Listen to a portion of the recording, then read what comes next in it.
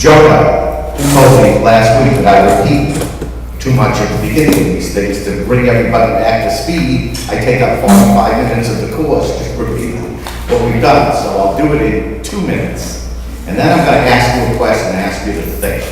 Okay? We started out by saying that God just stopped from what he was doing and he made this day holy. Whatever that meant, whatever that means, he put no restrictions on it. He didn't say anything about who was it for, what was it for. He just said he made it holy. We then get the business with the man. We're not supposed to go out and collect the manna from heaven. We collect twice as much on Friday, and we don't go out on Saturday. And we find that we're even supposedly limited to stay in our place. Now, what that means is that our house, is that our town, is that our neighborhood. Nobody's exactly sure. Believe me, the rabbis will get into it. You don't have to worry about it. It will be detailed ad nauseum.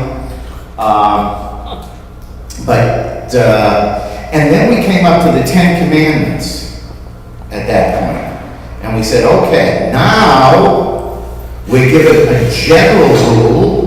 We're not supposed to do any work, and we give it a reason. Because God took 6 days to create the heavens and the earth, and he rested on the seventh day, and therefore he made it holy, and don't do anything. Okay? Then we said, well, what's missing? We have a commandment, but we don't have what happens if you break the commandment? So then we turned out that there was this section that talked about if you break the Sabbath, if you profane the Sabbath, you will be put to death. And then it says that if you do work on the Sabbath, you will be cut off from your people. And the question is, are those two levels of different infractions, of the one deliberate and nasty, and I don't care about the Sabbath, I'll do whatever the heck I want, and for that you wind up with death. And with the other one, it's like, oh, I gotta go pick up my sister or something, and it's not, you're not doing it with evil intention. However, it does say that you will die, and we're gonna get back to that in a little while. So now we've got commandments, and we've got punishment, and then we say, well, what is this business about work? And we realize that there's a little word that connects a big section about how to build the Mishkan with this law about Sabbath. And it gives all these rules about this is how you build the Mishkan, this is how big it's going to be, how wide it's going to be, blah, blah, blah, blah, blah. However, that one little word in Hebrew, 2 letters, however, you don't work on Shabbat. So the rabbi's interpretation, since nothing is random in the way it's put together in the Torah, the rabbi's interpretation is, work must be the kind of work that it took to build the Mishkan. And that's what they built, their concepts of work. And that's about where we left. I think we got to the point where we actually talked about the concept of not just not working, but actually resting. We discussed that a little bit. Okay. So, if that's all we had, the way we celebrate and look at Shabbat every week. Positive. Well, we come to shul. Yeah, but that's what? The positive things. You gave all the negative. Okay, what are the positive things? Worship. That's Worship. what it said. Does it say any place in the Torah you're supposed to worship God on the Sabbath? No, keeping it holy. No. Doesn't say. Not to work. Doesn't say. There are a couple of things that we're missing. First of all, I can tell you that the 39 categories of work, which we'll talk about in a few weeks, that the rabbis get out of building the Mishkan does not include what? There's one absolute prohibition on Shabbat that gets its own particular statement as to what we're not supposed to do. Light fire, very good saying. We're not supposed to light fire on Shabbat. That is not included in the element of work, and we'll see that in a little while. But we're still missing something that is so important about Shabbat, and if anybody comes up with it, let me know. If not, we'll just eventually get to it. We may not get to it this week, we'll get to it later when we get into the prophets. What I hope to do today is to finish the Torah, finish the 5 books of Moses, and when we finish that, you will have seen every time the word Shabbat is mentioned in the Torah. And you will see the progression that the Torah has gone through in terms of developing this concept of Shabbat. And it says it. So let's go to where we left off last week.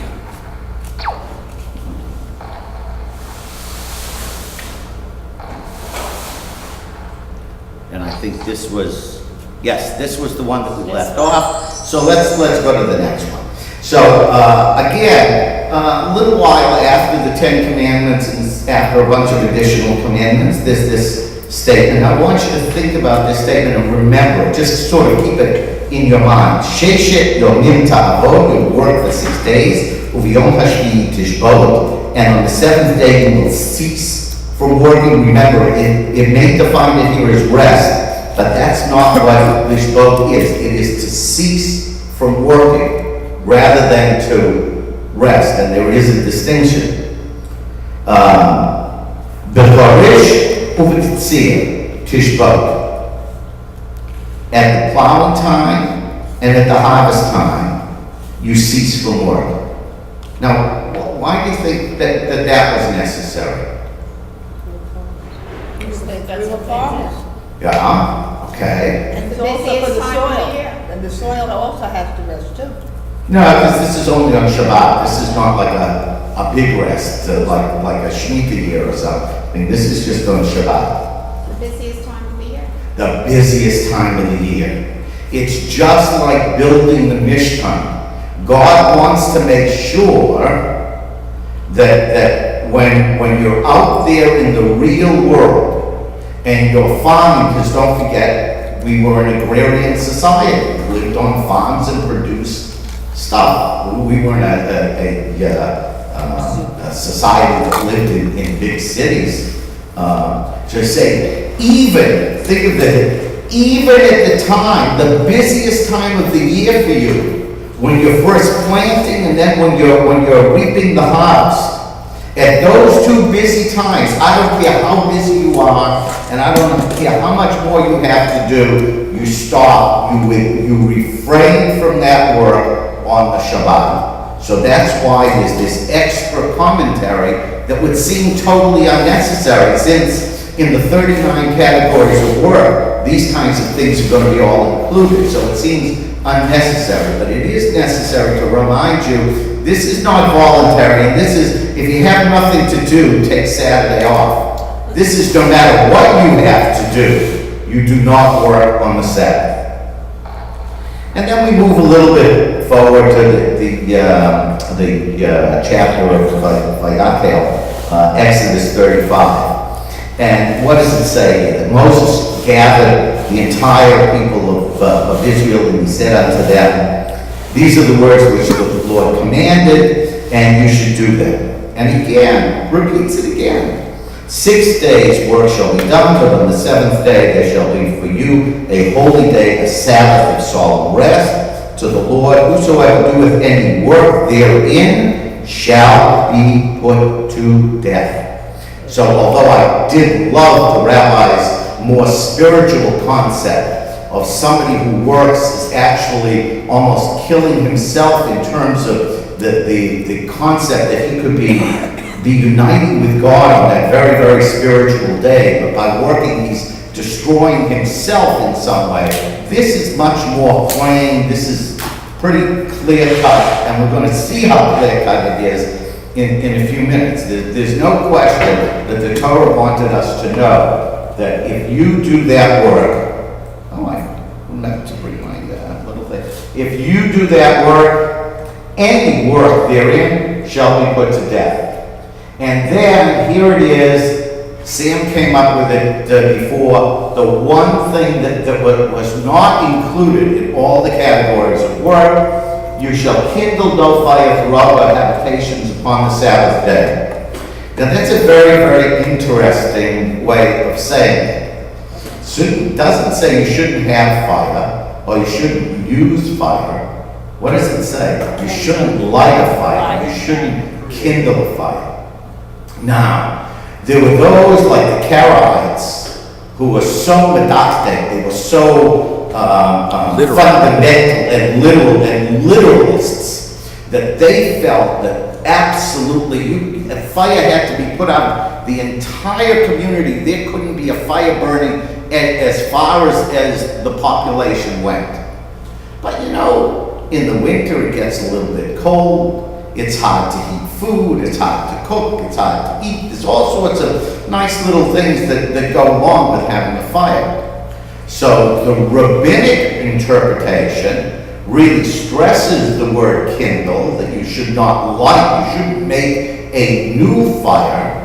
But clearly, under rabbinic law, you're allowed to have a candle that will fight. For instance, I don't know what the Karaites would do in terms of blessing the Sabbath candles, because you bless them and then an instant later it becomes Shabbat. So they probably would not allow Sabbath candles, as the rabbi says that they don't. So they would be so strict that they would But eliminate. you like the candles, it's not Shabbos yet. Right, but in their interpretation, it's not just the lighting, it's the having a fire. So they would not be able to have the candle lit on Shabbat, no matter when in the afternoon you lit it. So this is very important. Every once in a while, the rabbis come up with something that's actually fairly useful for us. Sometimes they don't, sometimes they do. But this is where it came from. And to tell you the truth, there's not another mention. This is the only pasuk in the entire Torah that talks about fire, not having fire on Shabbat.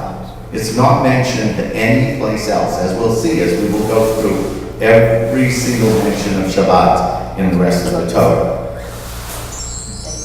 Okay, so now we have another very, very interesting pasuk.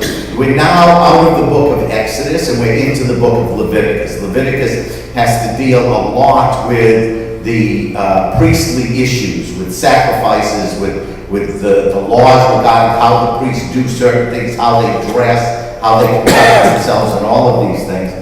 And I thought this was really interesting, because if you look what it says down here, the Lord spoke unto Moses, saying, "Speak unto all the congregation of the children of Israel, saying to them, Ye shall be holy, for I, the Lord your God, am holy." And that's a very, very famous saying in Hebrew, "Kedoshim tihiyu ki kadosh ani Adonai Elohecha." You're holy because I'm holy. Yes, you. I want to go back to the fire. Okay.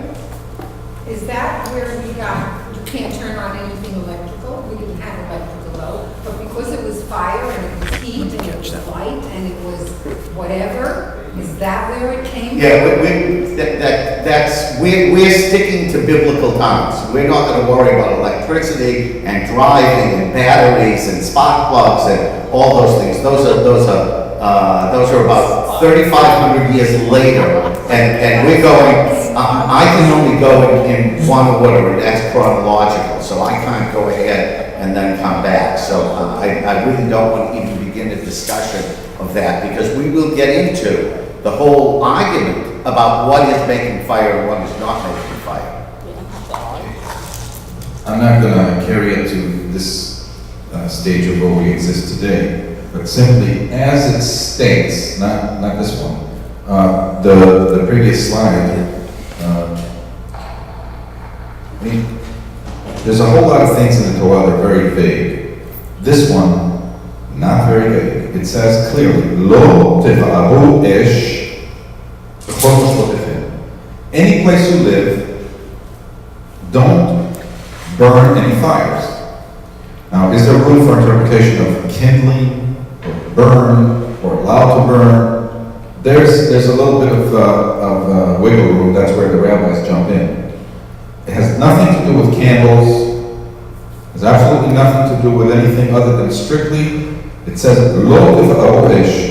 Do not have, it's an active, it's a verb of making types of things known as fire. But I want to mention something before we go any further, because when you think of fire in those days, the days of the building of the Mishkan, you're thinking basically in the Bronze Age. They didn't have steel, they didn't have electricity, they didn't have a whole lot of things that we take for granted.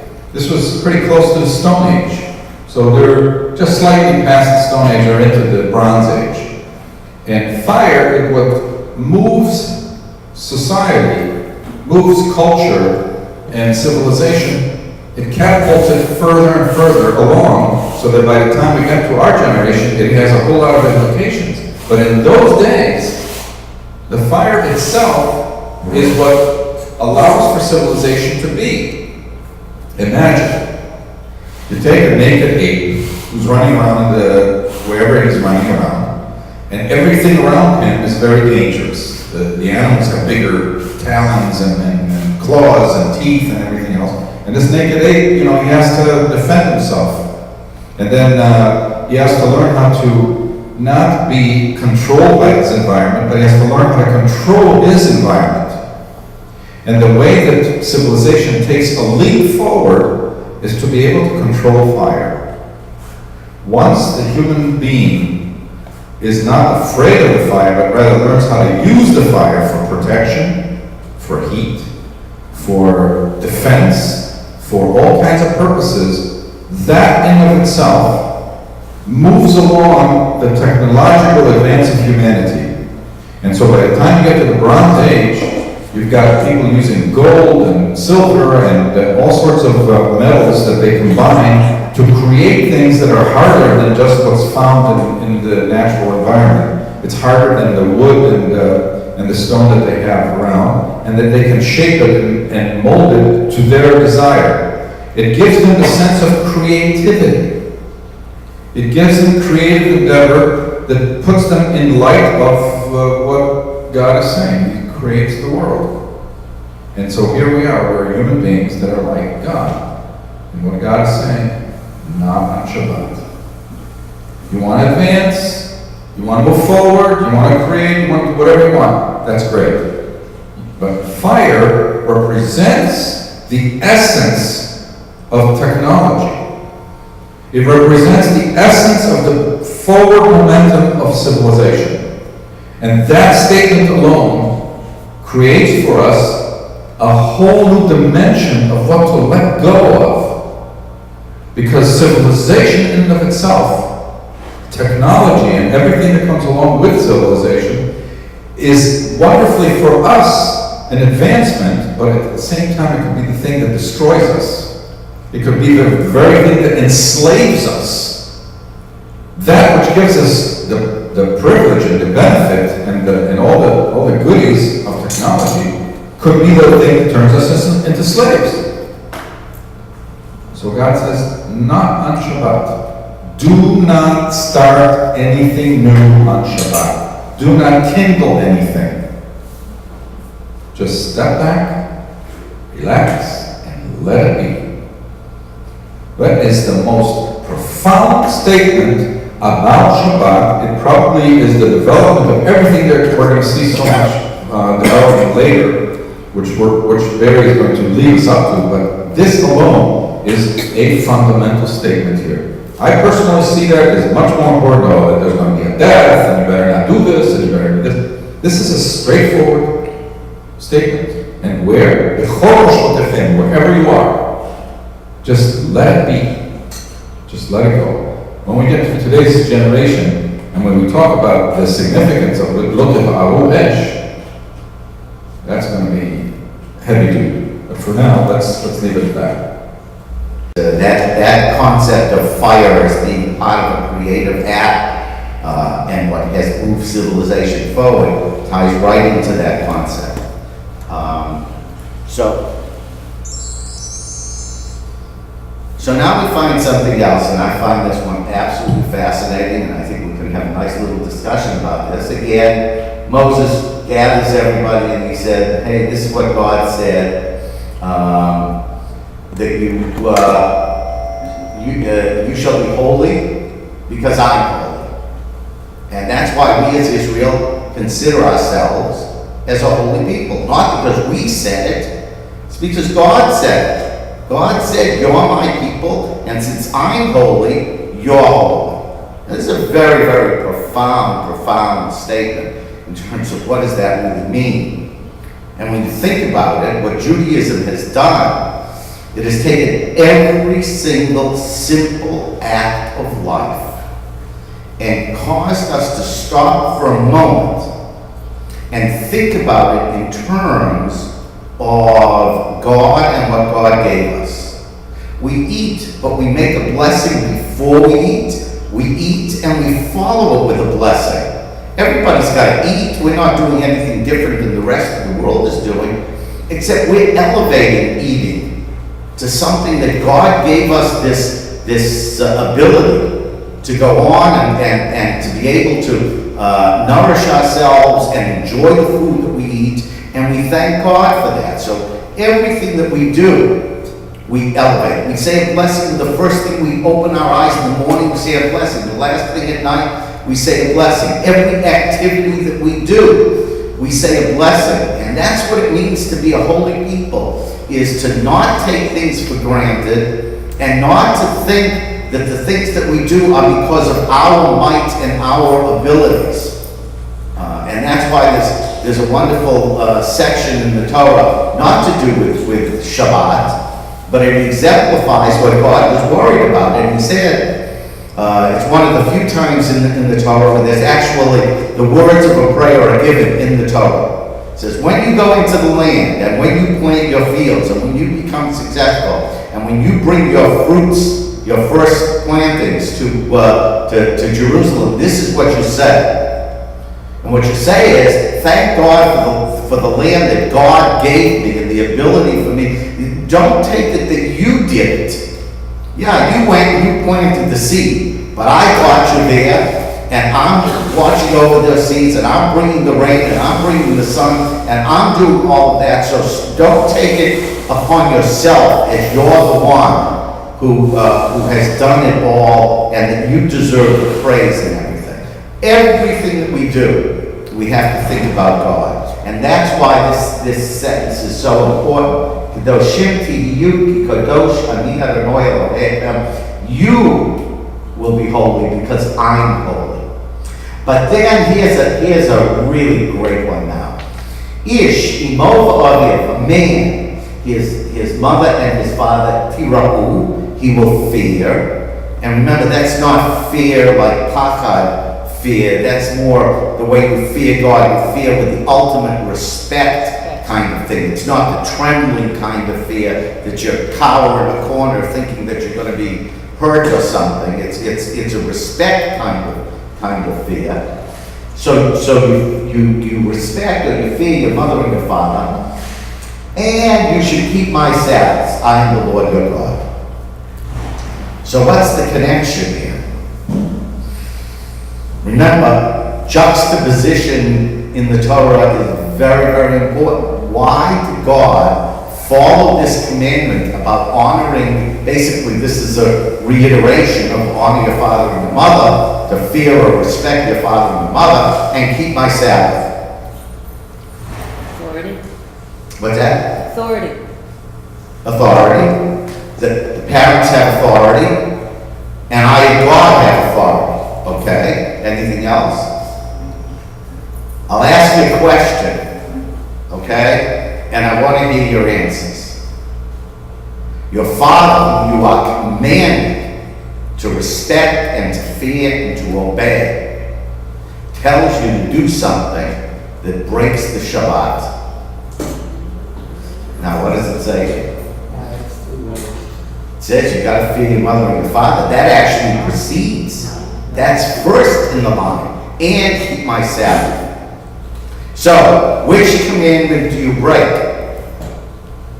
Is it since God gave you these commandments, you take, but God gave you the commandment about fearing your mother and father and obeying your mother and your father? There's not a right answer here. I'm not asking you as if there is a right answer. I'm sure that there are 300 rabbinical commentaries about this in terms of and I'd love to hear what the rabbi has to say about it, but just, so what do you think? What has priority if a parent tells you that, your sister's coming in tonight, you're the only one who can go to the airport and get her, go get her. Now, what do you do? Arrange for a limo. Arrange for a limo, okay. Whenever they would ask the Lubavitcher Rebbe, whenever they would ask him a question like that, which do you do? He would never give an answer. But what he would do is make sure you never wind up in that circumstance. So for instance, he was asked how you deal with fasting if you cross the international date line, if you're traveling over the Pacific. So how do you deal with it? If a fast starts just before and you cross the line, technically the next day, the fast day is already ended.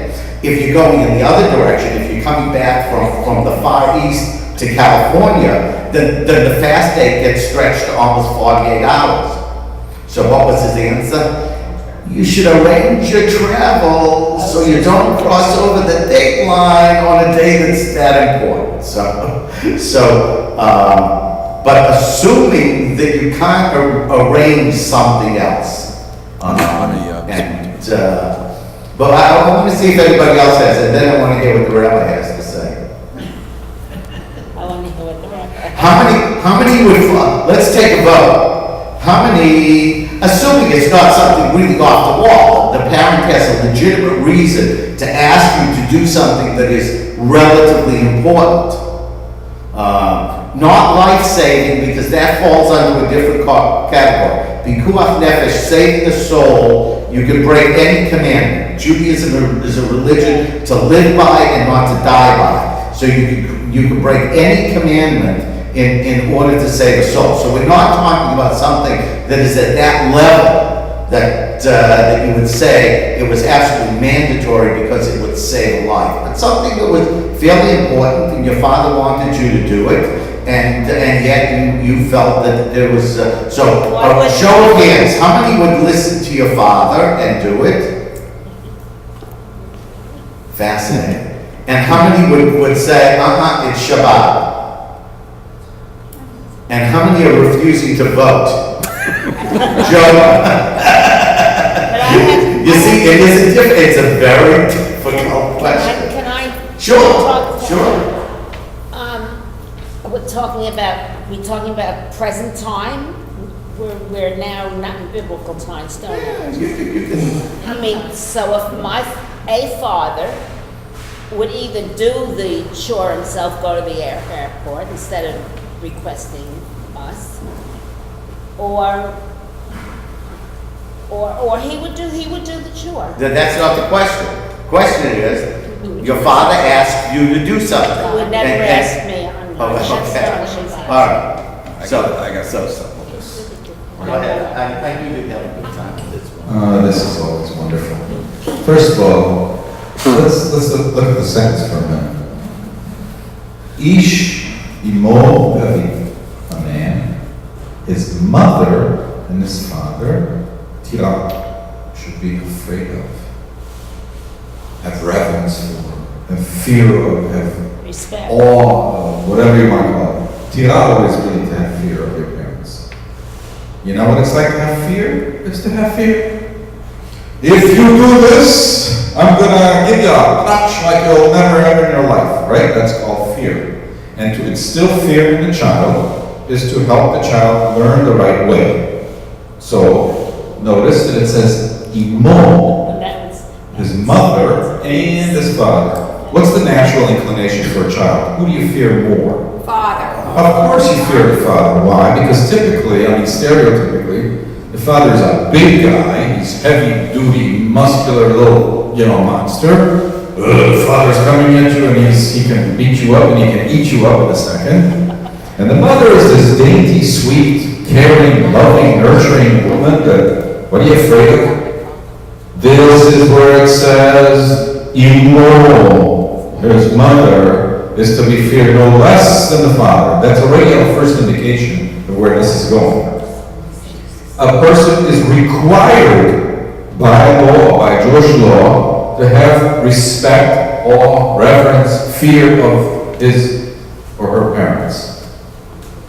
But then it says, Shabbatai tishmo.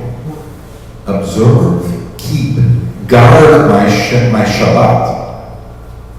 Ani Adonai Elohim, I'm the Lord your God. He's not asking you to be afraid. He's not asking you to be disciplined. There's no question here. This is, you will do this. You will keep this. You will guard this. In other words, if your father or mother says, Yankel, please go take out the garbage. So Yankel, the 15-year-old, is going to be afraid that if he doesn't take the garbage, he's violating the law of not being afraid of his parents.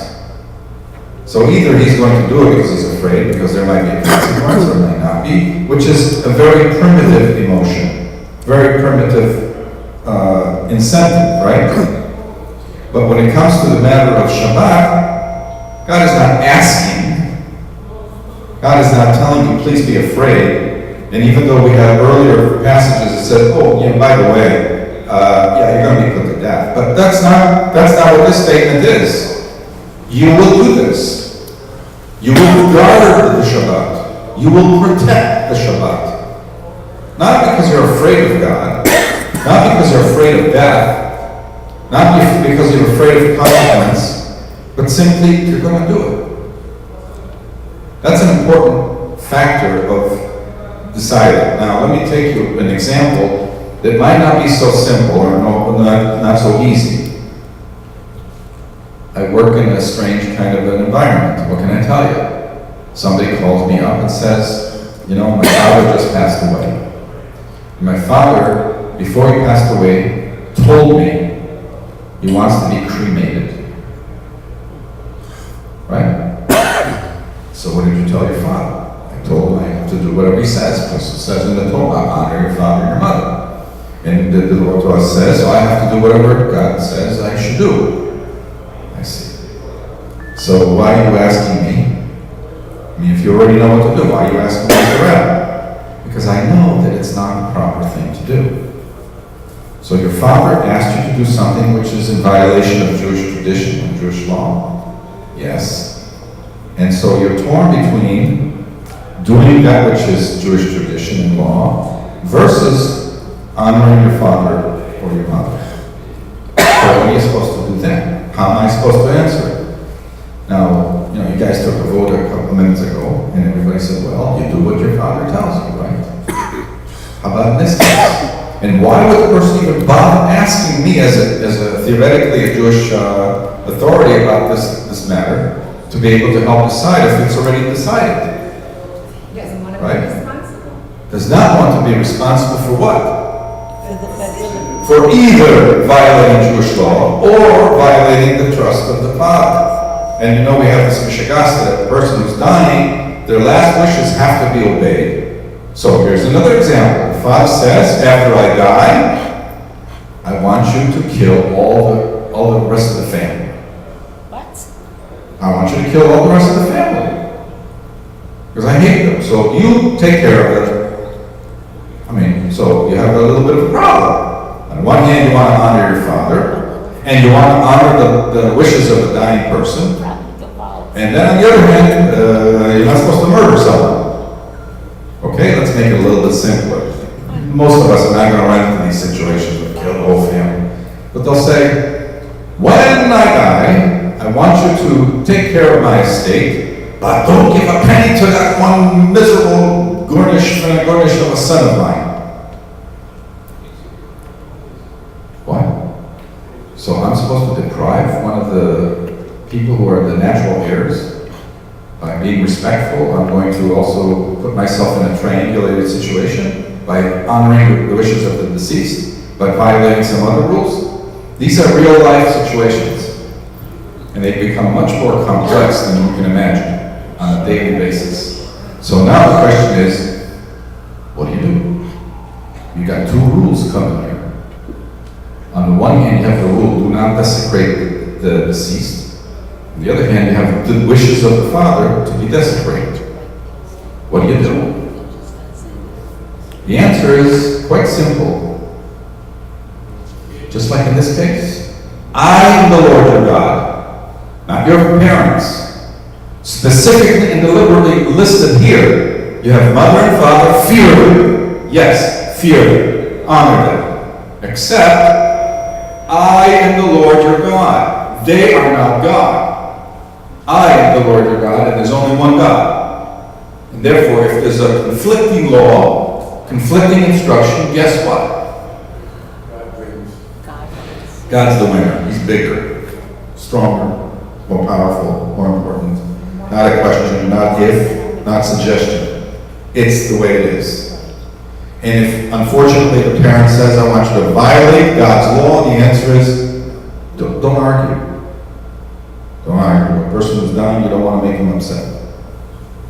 But after the person is dead, don't follow their instructions. Do not do what they said if it's in violation of the law. Because I am the Lord your God. Interesting.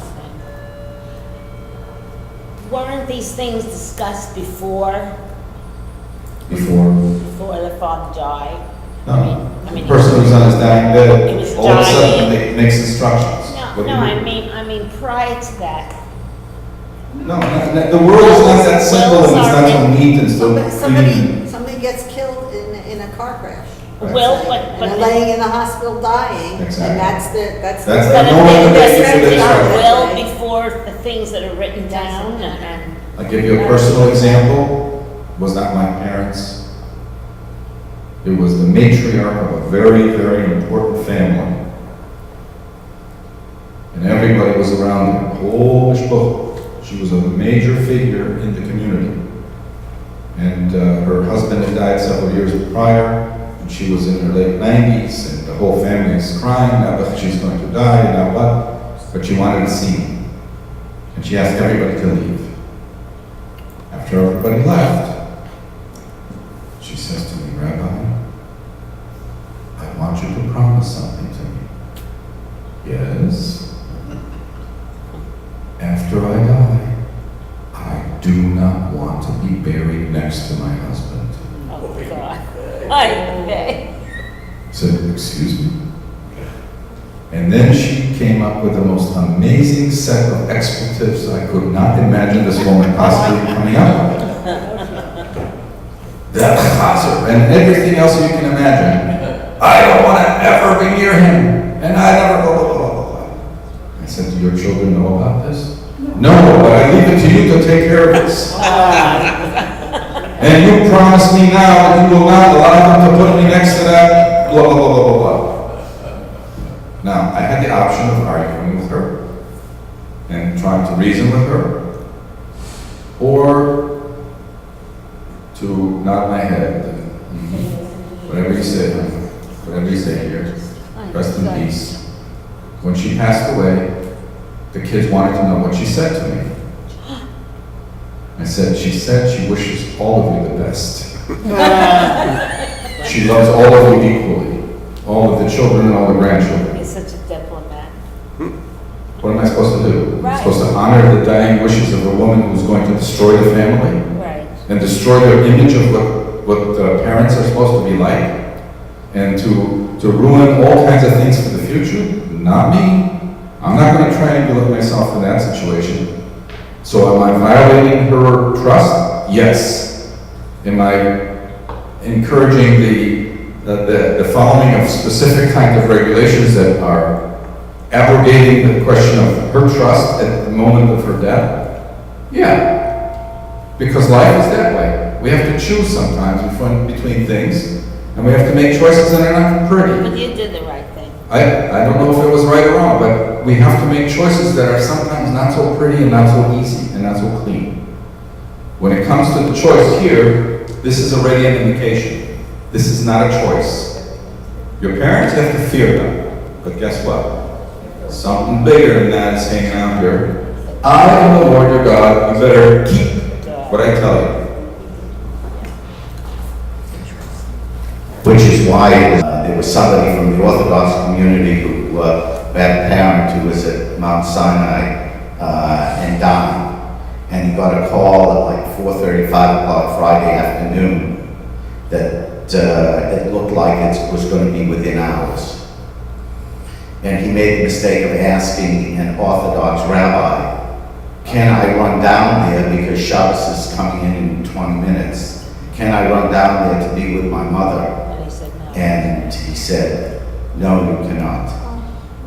So, Could you, you know, there are issues in religion that are very difficult. And, you know, sometimes people are turned off by the rigidity of religion under certain circumstances. And that was a perfect one that absolutely just horrified me.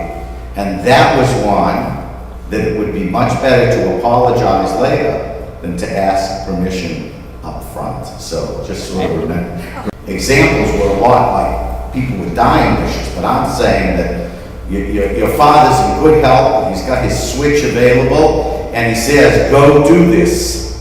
And everybody here, except for Jonah, who abstained, said that they would follow their father's advice, so, or their father's choice. So let's move on a little, because we can talk about that. And this is a very, very simple one. You should keep my Sabbaths and revere my sanctuary. I am the Lord. It's just stuck in there amongst a long list of things. But the interesting thing is, and I want you to look at this because we're going to see the exact same simple declarative statement a couple of chapters hence from here. And of course, it's always asked, how did it get in there? Why was this repeated? Well, some redactor had it on 300 pieces of parchment in front of him, and he's trying to put this all together, and he picks up this one, he picks up that one. So, if you believe that God dictated every word of the Torah that we read today, and it was written down, you know that even the most orthodox of orthodox don't totally believe that there are mistakes in the Torah. Because what was it, in the 11th century or the 12th century when the Masortim took Torah and went through it and took the entire Tanakh and said, this is the way we're going to read it, this is the official Torah, this is the official this, and there are certain words that are clearly wrong. And so what we have is, we don't change it in the Torah, but when we read the Torah, we read it differently. And that is the accepted tradition beginning 800 or 900 years ago that every Orthodox, every Jew follows when they read Torah, when they read a Haftorah. There are certain words that we accept somehow or another. A scribe someplace made a mistake. And then it was just copied and copied and copied and copied. So, again, there's an acceptance of the fact that somehow between the first time that God dictated it and Moses wrote it, who clearly wrote it with no mistakes and it was absolutely perfect, some redactor someplace, some copier someplace, made a mistake and came up with the wrong word or the wrong letter in a word which makes no sense. So they said it was clearly a typograph. It was a typo. But you can accept typos and you can accept typos. There are those who say that there's always an intention, and maybe we don't understand why in another couple of chapters this exact same verse just pops up.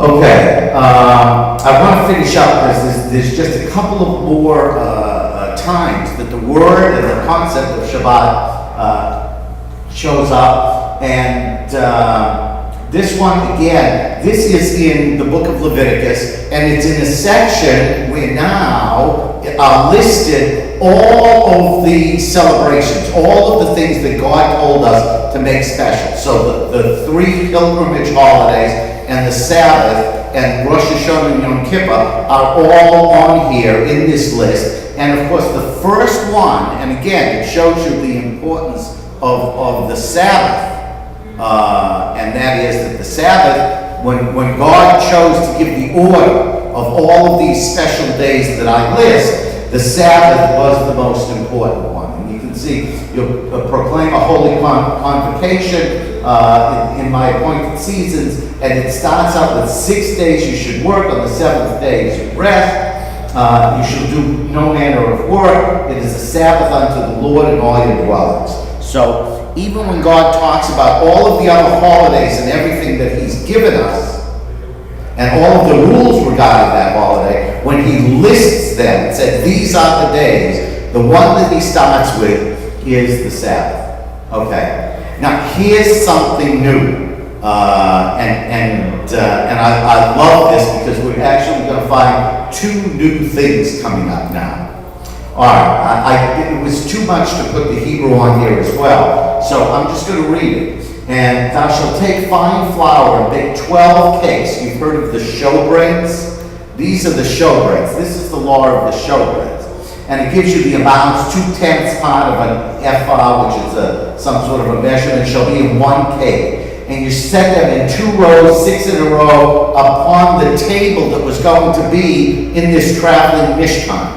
And the table was made of acacia wood. It was covered with gold, and it had rings on each corner, and they put a staff so that it could be carried by 4 people. Each corner would have somebody lifting the rod that went through it.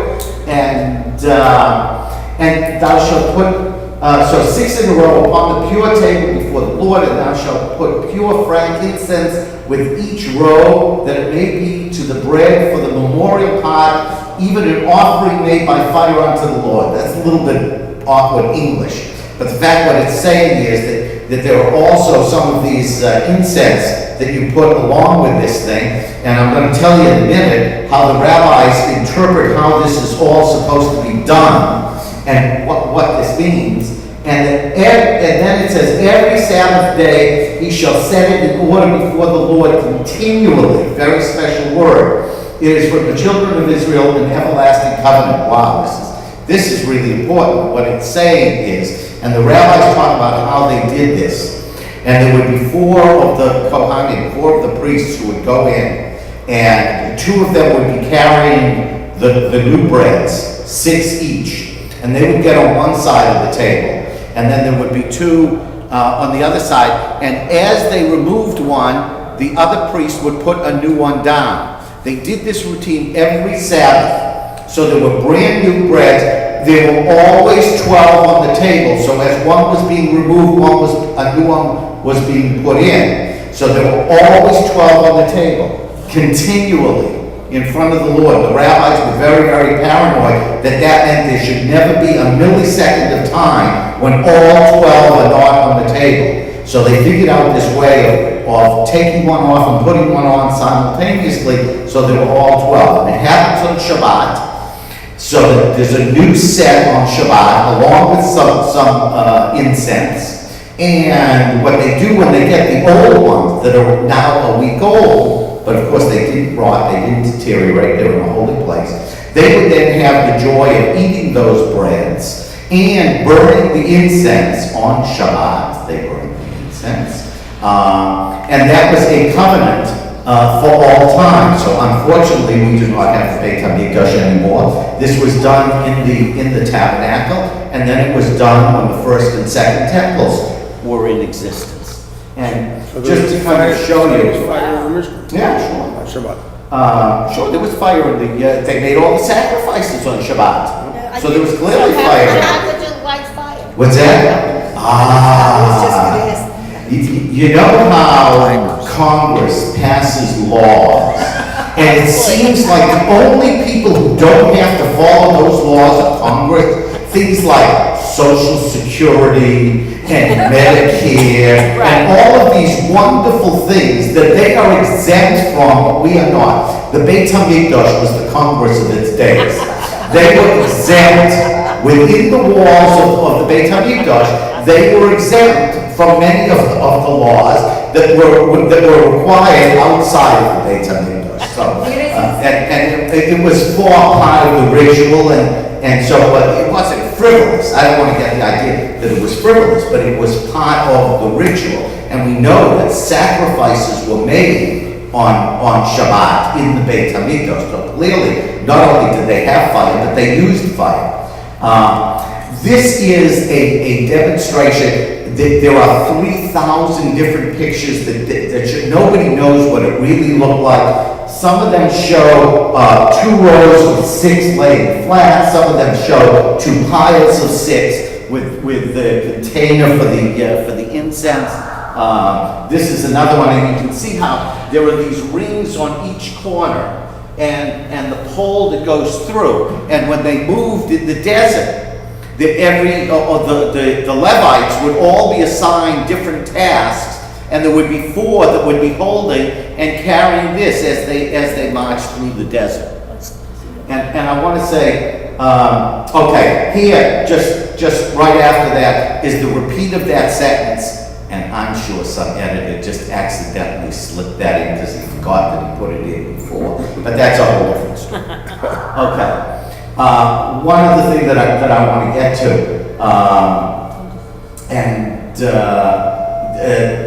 this is, because I want to get back to the showbreads, because that's very important. This is the whole thing about the guy who was doing work. We got about 2 or 3 minutes left, and we're going to finish up with the Torah. The guy who was out gathering sticks on the Sabbath, and a bunch of people saw him, and since Jews tend to be busybodies, they say, hey, that guy's not supposed to be doing that. They grabbed him, and they brought him to Moses and Aaron, and said, okay, what do we do? And they said, I don't know. God said before we're supposed to kill him, but I don't know. So God heard that they were in quandary, so it doesn't say that God asked, that Moses, it doesn't say that Moses and Aaron asked him, just said they brought him the band, they held them, because nobody knew exactly what to do, and then God said unto Moses, the man shall surely be put to death, and the congregation shall stone him with stones without the camp, that means outside the camp, and all the congregation brought him without the camp and stoned him with stones, and he died as the Lord commanded. Now, if you've seen how stonings are done, they dig a pit and they bury you to about here, and then they all stand around you and they start throwing stones. And they don't throw any big ones because you're not supposed to die fast. So, if these are very tough things to deal with in the Torah.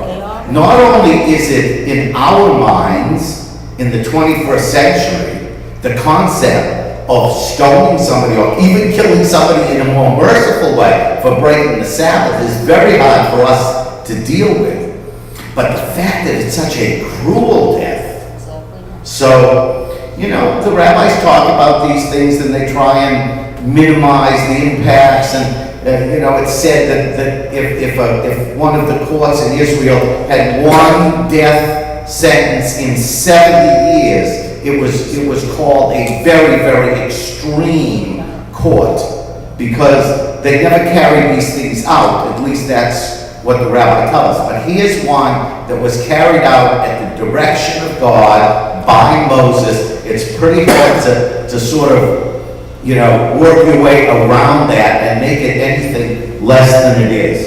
But I wanted to go into this one because this is something that those of you who really daven and read the Amidah every Saturday on Musaf will read exactly on Yom HaShabbat, on the Sabbath day. What is this? These are the additional sacrifices that God said. He's already listed earlier in Leviticus all of the normal daily sacrifices. And when he gets to the book of Numbers,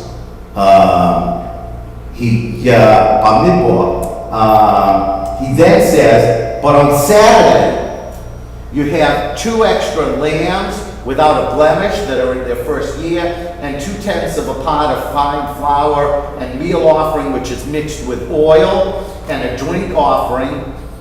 To this the burnt offering of every Sabbath, beside the continual burnt offering. Means this is in addition to the daily burnt offering that we give 7 days a week. There is the daily sacrifice, and now God's saying, in addition to that, I want these extra things on Shabbat. And that's why we daven Musaf on Shabbat. It is to represent the additional sacrifices that God commanded on Sabbath, and the same thing on the holidays. That's why we read and we daven Musaf in replacement of those extra things. So here's the two things that were really new today, besides the fire and some of the other subtleties. But what do we have? We have the showbreads, and now we have the extra sacrifices. So what do we got that we've added that up until today we hadn't talked about? Ritual. All of a sudden we have introduced a ritual that was, before it was just don't work, or don't light a fire, or don't, refrain from doing anything. Now, all of a sudden, we've gotten into the positive side of things, and that is that we have introduced ritual to the Sabbath. And there's still one very, very, very important thing that we haven't mentioned yet. Nobody's dying to jump up and say, well, we haven't talked about this on the Sabbath. We talked about what we can't do. We've talked about adding ritual. What is it so far that we haven't talked about?